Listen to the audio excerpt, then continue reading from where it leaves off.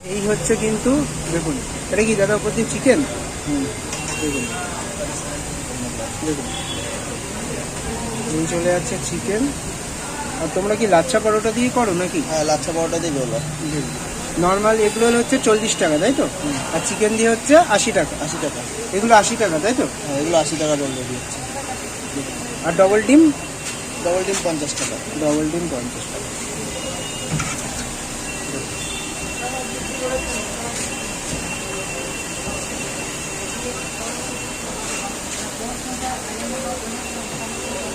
চলে যাচ্ছে শসা, পেঁয়াজ, স্যালাড। স্যালাড।